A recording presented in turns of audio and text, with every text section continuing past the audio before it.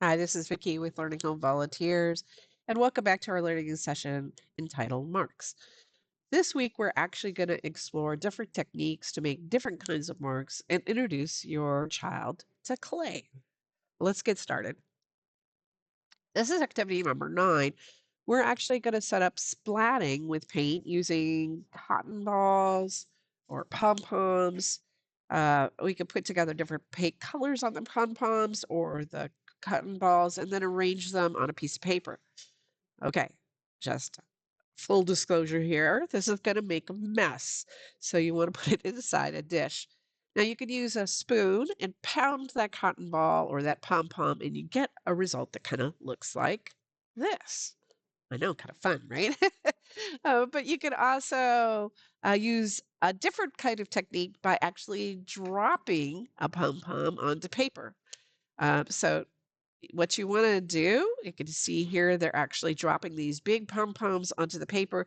If you want to change colors, just rinse the pom-pom underwater and then use a different color. Kind of fun. Well, this is activity number 10, and we're going to actually use bubble wrap. Bubble wrap is actually really fun to paint with. You can wrap the bubble wrap around a piece of toilet paper roll and then dip it into the paint and stamp like we see on the left-hand side. Or you could paint with the bubble wrap by painting onto the bubble wrap and then pressing it onto a piece of paper. Or you could even roll it into a shape and use it kind of like a brush. All of those things work and it's actually kind of fun.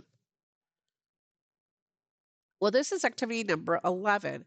For this, you're going to want to get out either plastic wrap, saran wrap, or if you prefer, we provided two 1-gallon bags.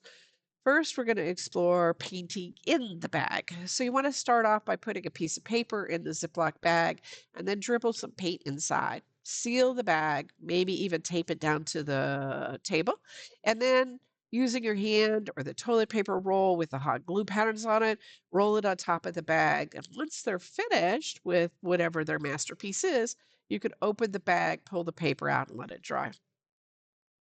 But another way to do it is to actually paint using the Ziploc bag. So for this, we're going to cut a bag along the outside seams, and then you can paint on the right-hand side, and then put a piece of paper on the left-hand side, and then close it and rub, and you will end up with a piece of paper that has the pattern that you actually did on the bag. This will this whole thing makes it a little bit easier if you tape one side down so that it doesn't slip around, especially for the little learners. And then when you close the bag like this, you can actually keep it in place. Or you could use a closed bag with paint on it and tape it to a window like this and get a whole nother exploration of light and paint, which will certainly entertain. Well, let's move on to clay.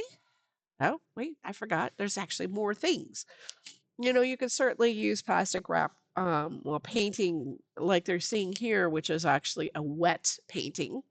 And then they cover it by pressing it down like this, and then that comes up onto the actual saran wrap. I think the cool thing about the saran wrap is you can actually squish it, together, and it creates these really scrunchy texture patterns that form in the paint itself.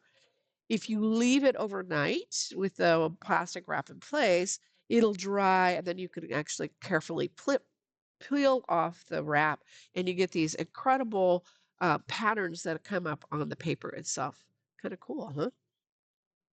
Or you can actually wrap saran wrap around an inverted table and then paint directly onto the wrap itself. When it's dry, you can cut the wrap off and tape it to the actual window. All of these are really good ideas and super fun.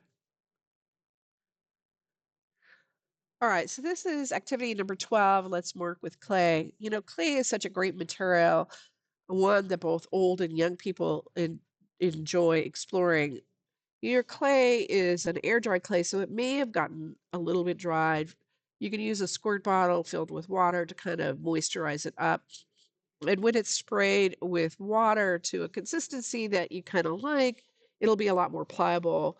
And there's so many different things you could do with clay. They can be combined with dried materials like what we're seeing here, alive or dead, to kind of create a sculpture. We can explore the texture of the clay, its hardness or smoothness, and the way we can change the clay. But I think that there are some really great questions that you could ask, being this is a brand new texture for them.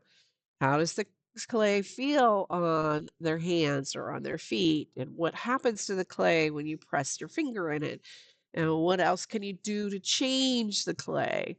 Can you take pieces off or put things back together again? All of these things put language to the work that they're doing, which of course is great.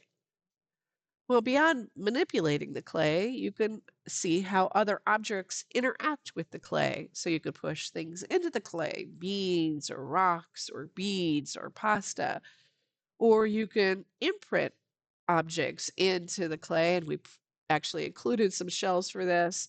And once you remove them from the clay, the object actually stands there. Or you can roll something into it, like a leaf or the stencils that we've included to try to actually make marks. No matter what you do, clay is an amazing thing. You could scrape letters or numbers or shapes into it, or you combine it with other materials like and make a scene, or you could create a tile that by combining different clay pieces, one on top of the other, connecting by wetting the underclay with water and then pressing the object on top.